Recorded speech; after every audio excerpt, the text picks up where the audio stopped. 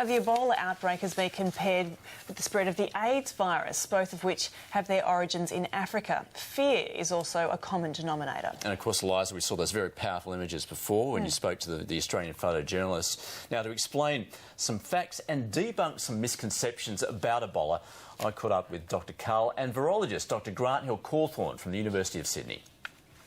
The AIDS virus blew out in the 1980s, but the reason that it started originally was that it had always been hiding in the jungles of Africa, but in the 1920s they put a railway line into the capital of the Congo and disturbed the natural order of things. And we've seen a similar thing with Ebola. So this is a virus that normally exists within bat populations and quite happily transmits, but occasionally you get overspill into human populations. So the humans have stumbled into where the Ebola thrives, in like bat populations. Now, is it a case that a bat has bitten a human, or more likely perhaps that a bat infected an animal and someone ate that animal? From looking through the epidemiology studies that have been done in Guinea, which is where the outbreak started back in December last year, and the genomics of the actual virus, it's been traced back to one family in a little village who had actually caught a bat in order to eat. And bats are a delicacy in West Africa.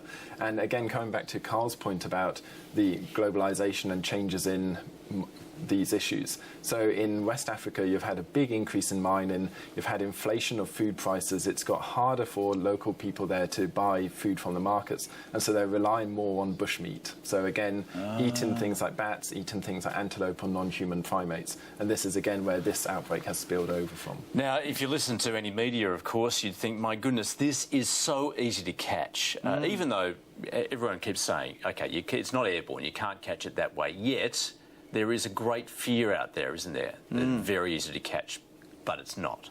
No, it isn't easy to catch. So the virus itself is only within bodily fluids, and then it requires direct contact with someone's bodily fluids, so blood, diarrhea, vomit, into a mucous membrane. So you'd have to get into your eye, your mouth, your nose, or a break in the skin. And so that means in a country like Australia, it would be quite difficult to catch because we don't commonly have close contact with very sick people in that way.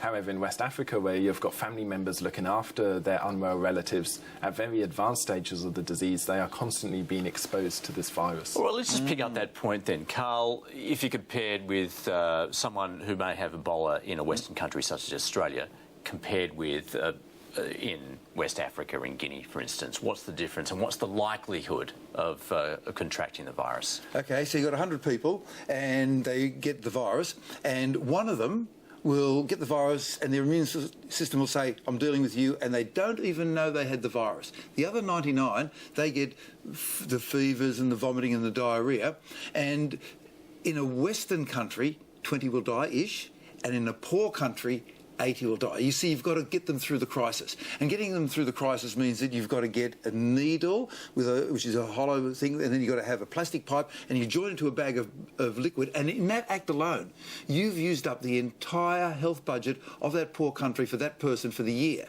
And so you can't do any more. And so you then, in a Western country, though, you pour the liquids in, their electrolytes go all over the place, then you do measurements in the laboratory, they can't afford that, and then you keep on alive for a couple of days, and then finally they come through the crisis. And so 20% death rate in wealthy countries, 80% in poor countries, simply because they can't afford a bag of liquid. Well, and we've demonstrated that, or the Americans have at least, with those health workers that have returned to America, have developed the virus, they have subsequently got better. They've conquered it as such. Why is that the case? So again, as Karl just said, it's really down to good supportive care. So the very best treatment at the moment, while we're waiting for other experimental ones, is fluid resuscitation. So people can lose up to 8 to 10 litres of fluid a day through vomiting and diarrhoea. So replacing that, and very close monitoring of all the salts in the blood and replacing those as necessary, and replacing things such as blood, and actually giving nutrition. So these people become very nutritionally depleted as well. So you have to replace that. So just those measures alone will actually get people through it, about 80% of people through it. And we talk of the fear factor there, and Karl, in America, for instance, you quote the Kardashian factor, yeah, which is... More people have been married to Kim Kardashian than have died of the Ebola virus as of now-ish. The numbers will go up, but consider this. Winter's heading into America, thousands will die of the flu. Will there be a big panic? No. now we are a good understanding of the virus. Is there a danger, though, it's mutating?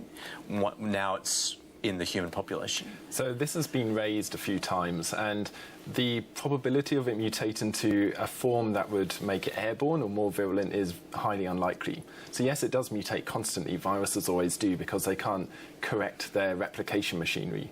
But a virus such as Ebola quite happily transmits from bat to bat. It doesn't need to become more virulent. It doesn't need to become airborne.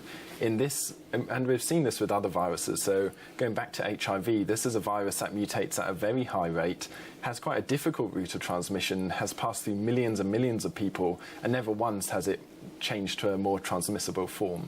So this is just something we don't see with viruses, so it'd be very unlikely to see it in this case. Doctors, thank you very much. Thank you very much.